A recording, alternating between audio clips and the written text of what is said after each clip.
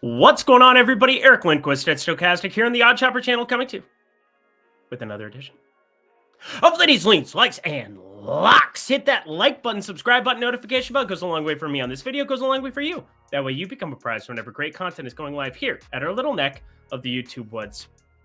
It's absolutely on fire. Like, can't be stopped. Can't stop, won't stop. Absolute smash. If you go to my Twitter /X at Eric Lindquist, you can go follow me there. I've been giving you the betting card throughout these entire MLB playoffs. I saw how many of you parlayed my picks together tonight. Now, on FanDuel, fortunately, you couldn't add the pitching outs at the same kind of a number, and a lot of people left that one off, which is great because it's the only bet that didn't end up winning. But the Jonah Heim home run with the Jose Altuve 2+ hits with the over of 8.5. Smash. Absolute smash from game 6, but comes with, I don't know, I kind of get emotional when I think about it. It's the last 2-game MLB slate that we will have all season long. I know producer Jacob is just depressed as can be about it, but fortunately for you, we do have NBA Lindy starting up here tomorrow night. Yes, NBA Lindy's my favorite sport, the sport that I have the highest ROI at. I keep track of these things. It's definitely can't miss content. So if you've enjoyed the work we've done here in the MLB streets, especially the MLB playoffs that have been fruitful for everyone, check out NBA Lindy's. Excited to hit it right from the get-go. And we have some late injury news that could probably going to show up in some capacity. Draymond Green actually, I think, questionable for that opening tip on Tuesday. So started putting in my research, started putting all my spreadsheets together. Actually, I didn't start. I started that weeks ago. It's ready to rock and roll. So it's going to be another fun year. If you checked out NBA Lindy's last year, you know, we gonna have some fun. You're gonna have to pay attention to news. I'm gonna be updating you on Twitter /X nonstop, but yeah, we're in this together. That's what we're going to do. And also, if you're in one of these 6 states, this is what you're going to do right now is go to this link, bet $5 and get 150 in bet credits. That being the 6 states of Ohio, Virginia, Kentucky, New Jersey, Colorado, and Iowa. Great stuff in all of those 6 states. Sign up at BetMGM at the link below. Get yourself 150 in bet credits that you can fire on these 2 MLB games or on Tuesdays, 2 NBA games. Then we have infinity NBA games on Wednesday. That's going to be a little bit ruckus for us, a little bit of a rude awakening here in the Odd Chopper streets here, but going to be keeping you apprised of everything there. Going to be awesome. But Bet365, get ahead of the jump here. I'll talk about them a little bit later. They're on the TV. They're down below, but it's only if you're 21 and over, 18 and over in Kentucky. And if you have a gambling problem, please call 1-800-GAMBLER. But I'm here to smash for you. I'm going to throw it out there ahead of time. I don't have any locks on the card here as of yet. Oh, no. Well, we ended up locking the over, got there top of the 9th. Great stuff, but the Jonah Heim home run really set it off. The Jose Altuve over plus 200, plus 210 pretty much everywhere to get 2 hits. That set it off. I mean, it was a crazy, crazy night yet again in the MLB streets. I'm going to keep it going for you, but got producer Jacob staying up super late yet again here. Wanted him to just come kick it, do the thing. That way we can give you the best information possible when lines drop, and we have all the lines. No props yet from that Texas-Houston game, but I think I know where we're going to be going. I think I know where we're going to be going here in that department. Have a home run play that I think makes a lot of sense based on what I expect the number to be based on his previous game. Now, roof situation, we've had to talk about that throughout these series, but it's going to be very straightforward. It's outdoors in Philly. That makes it easy. And then we're looking at a Houston, Texas series. I'll give you all the ins and outs of it. But without further ado, long intro, producer Jacob, last 2-game MLB slate of the season. Let's get to the picks. Don't forget, early start time we have here for Arizona, Philly, 5 p.m. Eastern time, 2 p.m. Central time. 2 p.m. Pacific time. It's weird that I don't know times, but here we are. We have the Phillies. We have Arizona. Game 6. Arizona, they were on the comeback trail, found ways to win a couple of games, and then game 5 turned in the way of the Phillies. They went absolutely berserk, and now here we are. They ended up getting after Zach Allen a little bit, ended up kind of being on top of it to a certain extent over the course of this entire series. We backed Philly pretty heavily, but now this is a lot of juice for Aaron Nola versus Merrill Kelly, and I have no idea what I really want to do with it. As I look at my spreadsheet, the money line certainly is not projecting out well for either team. Why is that? Well, you're looking at a 30-cent difference here between I mean, that's a pretty large freight that you're paying at the books here right now. Rather than your standard minus 110 for this opening spread, it's a little bit larger in terms of the VIG that you're going to be paying in order to put some side into your card. So I want to throw that ahead of time. It's not about being right. It's not about being correct. It's about identifying value and making good bets. I want to be right more than I'm not. Again, when you're playing a lot of home run props or when you're throwing those in for quarter units, it's never going to be about record. It's going to be about profit.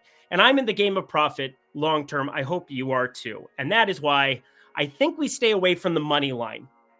The run line might be a different conversation. And I got a little bit enticed for a half unit. Arizona plus 1.5 there didn't end up coming to fruition there in game 5. But as we head back to Philadelphia, I think the Aaron Nola side is kind of where you want to be in some capacity. Now, Merrill Kelly, over the course of the season, has been really, really good. And he's been good at preventing power to a certain extent. If you go through his splits, a 158 expected ISO against lefties with a 25% K rate, and then a 129 expected ISO with a 27% K rate against righties. Pretty damn good stuff, if you ask me. He's been one of my boys. Absolutely one of my dudes. Zach Gallen and him have been cash cows for 2 years. Now, they're no Jesus Luzardo. And again, that was the answer to the number one most profitable pitcher for me over the course of the last 2+ years, which is insane. But it has to do with Miami was terrible last year. And when I did bet him, you were getting plus 200 for one of the better pitchers I thought in baseball early on. And we were able to identify some value and came to fruition. This year, we got them as dogs in close confines there. Miami got off to a great start, and we backed Jesus Luzardo quite a damn bit. Again, sometimes even on this, when you're talking about 25, 30 games that you might bet on a specific pitcher, that's a pretty small sample size relative to an entire career or relative to how many it might take. Now, some people will say in the NFL, there are 17 games that a team plays in a season. Is that a large enough sample size? I would still argue no. Again, you're trying to be predictive. You're trying to do the best you can. And that's where I think you just have to understand the difference between mean and median when you're talking about player props. And then you have to understand market-based approach. And that is what we preach here at OddsShopper, making sure you find the best lines every single time and you're signed up at every single book you have available to you so that when there's a huge market discrepancy at one place, you're able to take advantage of it because generally over any long sample size, that is going to be the difference between you being a profitable bettor and the opposite. So there you go. Anyway, with that being said, talked about Merrill Kelly's splits. We've also talked quite a bit about Aaron Nola because we backed him in that Miami series. We backed him in that Atlanta series. And, well, that went pretty damn well. Aaron Nola is very good at pitching. Now, did he have the season that you would expect out of Aaron Nola? No. But it was insane to me how many people were saying he sucks. He's washed. Eric, we can't bet Aaron Nola here in this spot. That makes no sense. Well, he's now won 3 straight here in the playoffs, Miami, Atlanta, Arizona. And now he's coming back here on the comeback. The ground ball rate's been awesome. 10-5 against Miami, 7-4 against Atlanta, 10-3 against Arizona. Massive wins. In fact, the run differential, I thought this was pretty staggering. 27 runs the Phillies have put up with Aaron Nola on the mound. Only 3 runs have the opposition put up. A plus 24 he has been in these playoffs. Again, it's a small sample size. I'm just saying it because it's interesting to me. Not that I'm going to factor it into my betting card, but what I am going to factor in is that his expected ERA over the course of this entire season, a larger sample size that can be more predictive, is still better than 4. Still way better than his actual ERA of 4.46, 3.77 expected ERA. And that, my friends, leads me to a lean and a play on Aaron Nola here. I think Aaron Nola against an Arizona team that, again, we made our hay shorting pitchers against Arizona from a strikeout perspective. But I'm not looking at Aaron Nola to go out and gas 7 of these guys like he did last time out. I'm looking at him to pitch further into this game. And considering the Phillies are up 1 game, they can kind of give a longer leash to an Aaron Nola, even if things are 2-0, 3-0 early. That does not exist on the Merrill Kelly side of things, especially because the bullpen game that they threw out for Arizona in game 4 was so successful. Starting with Joe Manaply, going left on left to the top of this order. There are going to be a lot of things that I think are very difficult to project for Arizona in this spot. And it has me on high alert and paying attention to what the public does with Merrill Kelly's numbers because they seem pretty efficient. But I'm absolutely going on the Phillies minus 1.5 as a lean. Not saying that I'm going to bet it here yet. But I'm absolutely, first bet that I made of this entire card, these 2 games, was the over of 16.5 pitching outs for Aaron Nola. I think there's a very good chance that he pitches deep into this one. We just saw him go 6 against this same very team, only 3 hits given up. And in fact, only 1 walk has he allowed in his last 2 outings, 2 walks in his last 3 outings here in these playoffs. If he continues to be very, very consistent, if he continues to be very, again, the word is consistent. I don't know why I'm trying to expand on my vocabulary there. I'm just saying Aaron Nola over 16.5, half unit play for me here. And then Philadelphia, if I can get this to, can I get this a little bit north of plus 115, plus 120? That's where it's going to start looking enticing to me, mainly because we see this home run potential pretty strong there with the Phillies, even against Merrill Kelly. The potential is as strong as long as you're in one of these 6 states. Again, if you're not in one of these 6, go ahead and skip ahead. Let's get to the analysis of Houston, Texas, Game 7. You're excited for it. I'm excited for it. But if you're in one of these 6 states, Kentucky, Virginia, New Jersey, Ohio, Colorado, or Iowa, yes, you can bet $5 to get $150 in bonus bets at a reputable sports book right now. That being Bet365, they're internationally known. They're internationally renowned. And now they've come over to the States because they want to try out their product here. And you know what? They've had some of the best lines in the MLB period. I wish I could play there on a day in, day out basis, only if I go visit my buddies in Colorado. And, you know, there's a lot of fun things you can do in Colorado. My Bernie's Mountain Dog would surely love it. He enjoyed it the first time around. We should go back, especially to take advantage of this. Again, Bet365, $5 into $150 in bonus bets at the link below. Take advantage of that here. Again, if you've enjoyed this product, if you've enjoyed this video over the course of this MLB season, trust me when I say I have your best interests at heart. I'm not working with a book. I'm not doing anything ridiculous. I'm simply here telling you the best plays that I have that I'm going to fire up day in and day out. And part of that is finding the best lines. And this is a book that, again, has some of the best lines you're going to find, period, in the MLB streets every single day for the remainder of these MLB playoffs into the World Series. So take advantage of it. Sign up at the link below, only if you're 21 and over in the states of Arizona, not Arizona, that was a lie, Colorado, Iowa, Kentucky, Virginia, New Jersey, and Ohio. There we go. Had to just throw my state out there. Only if you're 21 and over, 18 and over in Kentucky. And if you have a gambling problem, please call 1-800-GAMBLER. Whew. Again, might be coming to Indiana soon. We shall see. Going to be good stuff. Until then, producer Jacob, we got one more game to cover. The biggie, the best 2 words in sports, Game 7. This was a smash on Sunday. It was really the carrot on top was DeAndre Swift last play of the game covering 61.5 rushing yards. I flew out my back patio, just started running. Could not believe that ended up covering for a unit and a half. And again, the premium Discord, we were going ballistic there. Again, I know some people had 62.5s. That is a heartbreaking still loss. And again, that is one of the tough things about doing this, where you're trying to give the best information possible. And sometimes you don't always have the lines. But with that being said, I've been up since 5 a.m. covering the NFL. I am up here till 10 p.m., as is producer Jake. Why is that? Because we give a shit and we want to give you good information. We want to make money for the remainder of these MLB playoffs. Now over 15 units. Yeah, well over 15 units. Closer to 16.5 here in the MLB playoffs after an absolute smash. The over, we got the home run that we needed from Jonah Heim, but we got the 2+ hits from Jose Altuve, which I thought was crazy to be getting better than plus 200 on that. Again, projected out nicely, looking for value in every single corner of the earth. Now, you have to follow me at Twitter, at Eric Lindquist. I will either have a video. I guarantee you I will have my entire betting card up and available for you, so you can bet exactly what I'm looking at, exactly what I'm betting. That way, we can win together. That's better. We can win together. That's better. That's a decent enough motto. Little tacky, little Sesame Street-ish, but we got Max Scherzer on the mound going up against Christian Javier, a repeat of Game 3. But there are no rules in a Game 7 in MLB. None. A pitcher gets in trouble once, you can pull them.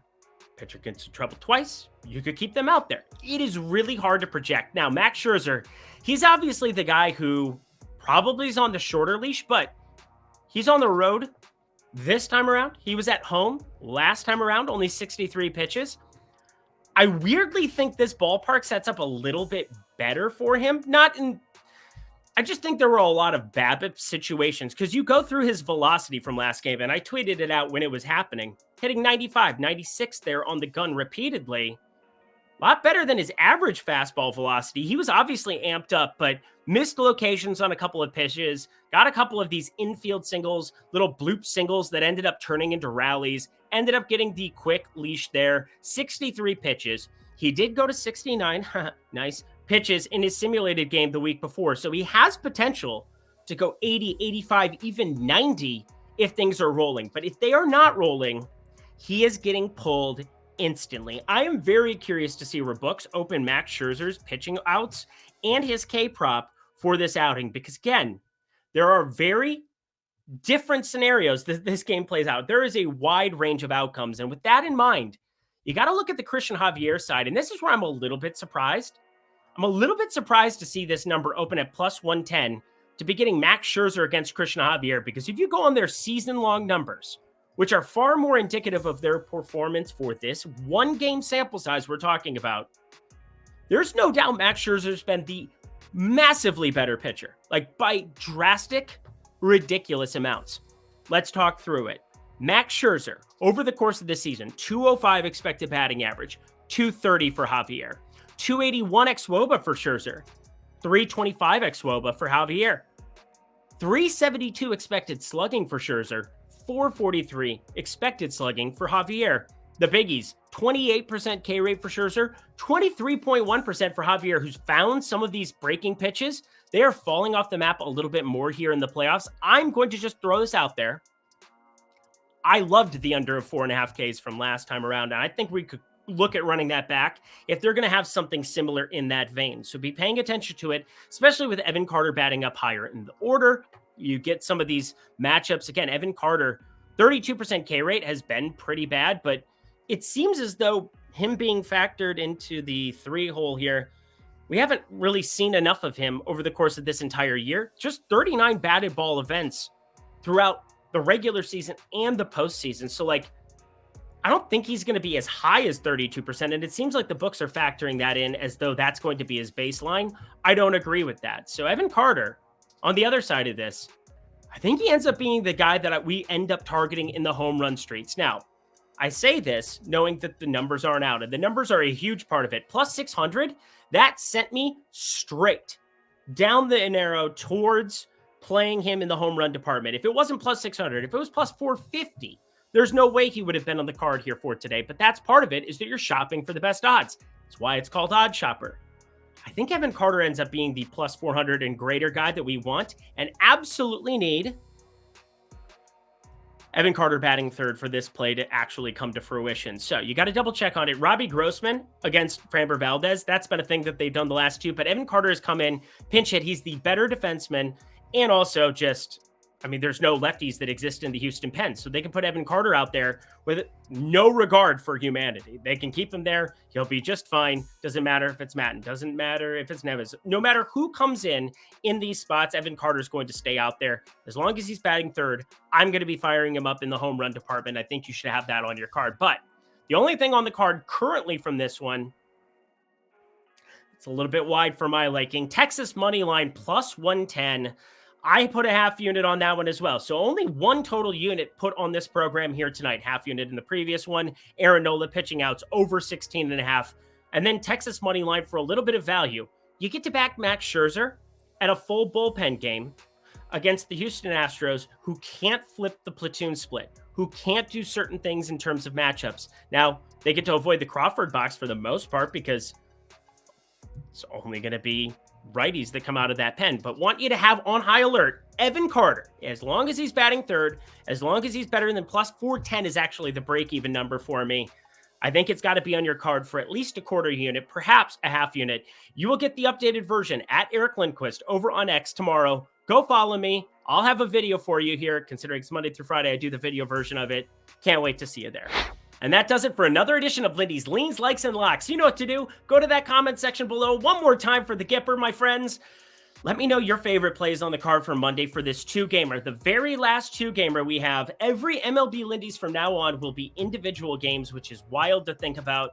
Just wanted to tell you all, from the bottom of my heart, thank you so much for following along all season long. Producer Jacob, thank you for being so easy to work with this entire season. I couldn't have asked for a better producer, except for Jordan Klein. He would have been better. But other than that, you're okay. You can be 1B. That's fine.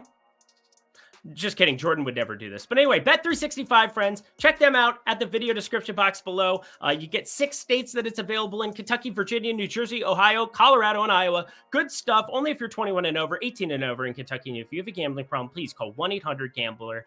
Again, let me know your favorite moments of MLB Lindy's this season. I bet a lot of you, it's when you bet these unknowns that you're like, how did he pick a guy who's had 2 home runs to hit a home run? Those were pretty fun. Olivares, he goes in the bucket. He's probably the main one that I'm thinking of right off the top of my head. Yeah, that pretty much does it for me, friends. I got to get myself to bed. Until next time, I'm Eric Lindquist. Don't forget to check out NBA Lindy's on Monday night, leading into Tuesday. I'm Eric Lindquist. Best of luck in the MLB streets for Game 6 of the NLCS and Game 7 of the ALCS.